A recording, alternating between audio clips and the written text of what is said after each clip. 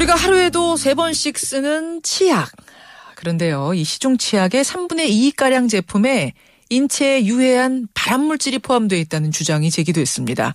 국감을 앞두고 새누리당 김재원 의원이 공개한 내용인데 대체 무슨 얘기인지 전문가에게 자세히 들어보죠. 대한예방치과학회 부회장이세요. 경희대학교 치과대학 박용덕 교수 연결이 되어 있습니다. 박 교수님 안녕하세요. 네, 안녕하세요. 이번에 문제가 된 성분 구체적으로 어떤 건가요? 이제 그 트리클로산하고요. 예. 파라벤 이 두 성분이 아마 문제가 됐던 것 같습니다. 트리클로산과 파라벤. 이게 얼마나 위험한 성분입니까? 예, 자세히 설명해 드리면요. 예. 예, 파라벤 같은 경우에는 일종의 이제 방부제입니다. 방부제 쉽게 생각해서. 네네네. 그 다음에 그 트리클로산도 마찬가지로 균을 억제해주는 항균제로 쓰고 있습니다. 이런 성분들이 체내에 들어가게 되면 예. 그 성호르몬하고 굉장히 밀접합니다. 어린아이들 같은 경우에는 예. 고환암이나 특히 이제 성인 여성 같은 경우에 유방암까지도 일으킬 수 있는 아주 무서운 물질입니다. 성호르몬을 교란시켜서 고환암 혹은 유방암 이런 거를 일으킬 수 있다.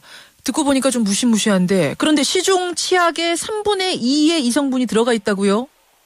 네, 그렇습니다. 근데요, 교수님. 이게 무슨 시중 제품들이 다 불법 제품도 아니고 다 식약처에서 다 허가를 받은 거 아니겠습니까? 그렇죠. 네, 근데 식약처에서 그럼 그런 사실을 모르고 허가를 해줬을까요? 아닙니다. 그게 인체 내에 해롭다 하더라도 이제 체제의 어떤 기준치가 있거든요. 파라벤 같은 경우는 0.2% 정도. 예. 한 개의 그 100g이라고 가정했었을 때 0.2g이 들어가 있는 거죠. 그 정도는 괜찮다. 하지만 그렇지는 않습니다. 그 0.2g이 한 번 쓰게 되면 그건 괜찮지만 예. 이것이 구강 내에 누적이 되는 특징이 있기 때문에 누적이 되면 혈류를 타고 오랫동안 이제 체내에 이제 잔존하겠죠. 네, 예. 이것이 이제 문제가 되는 거죠. 그러니까 식약처에서 제시한 0.2, 0.3 이런 기준치 자체도 전문가들이 보시기에는 그게 좀 너무 넉넉하게 준 기준치 아니냐, 위험한 기준치다 이렇게 보신다는 거예요. 네, 쉽게 그렇습니다. 말하면. 국내에선 0.2%인 줄 몰라도 그 해외, 즉 유럽 같은 경우에는 거의 이제 쓰지 않는 어떤 물질로 가고 있거든요. 예. 특히 이제 미국 같은 경우에도 파라벤이 무해하다는 걸 증명할 경우에만 사용을 허가하게 하는 어떤 그런 아주 엄격한 잘 되고 있기 때문에 하지만 국내에서 그 외국보다도 4배 내지 5배 높은 그런 규정을 가지고 있다는 것 자체가 상당히 문제가 되고 있죠. 그러면은 외국 사람들은 치약을 어떻게 만듭니까? 교수님 말씀대로라면은 항균 작용, 방부제 뭐 이런 작용 없이는 지금처럼 유통기한 긴 치약을 만들 수 없다는 얘긴데요.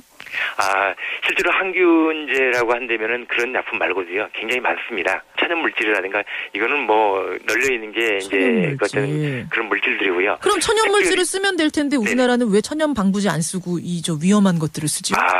그 얘기는 이제 유통기간을, 아마 치약을 이렇게 보시게 되면, 3년 정도의 유통기간을 둔 치약들이 되게 많을 겁니다. 그렇더라고요. 그런 유통기간을 길게 하기 위해서 이제 인위적으로 화학물질을 쓰고 있는데요. 예를 들면 방부제를 전혀 쓰지 않아도요. 보통 3개월 내지 6개월 정도의 유효기간을 가질 수 있기 때문에 그 기간 내만 소모한다면 유해 성분을 우리 인체 내에 넣지 않고도요. 충분히 치약을 활용할 수 있을 것이라 생각이 듭니다. 그럼 외국은 이 트리클로산이나 파라벤을 못 쓰게 한 상태이기 때문에 다 유통기한 짧은 천연 방부제 이용한 치약들만 시판이 가능한 상태인가요? 방부제라 하더라도요. 이렇게 파라벤 같은 경우를 쓰지 않고 다른 어떤 방부제를 쓰고 있는 거죠. 천연까지는 아니더라도 화학이라도 그렇죠. 파라벤이나 트리클로산은 아닌.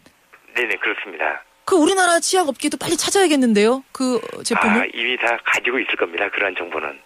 근데 안 쓰는 이유는? 그래도 유통기간이 파라벤이나 트리클로산보다 짧기 때문에? 네, 그렇습니다. 이제 일단 대량 제조를 하다 보니까 쉽게 이제 공장 라인을 바꿀 수는 없겠죠. 파라벤하고 트리클로산이 제일 강하고 말하자면 효율적인 거군요. 치약 업체 입장에서 볼 때는.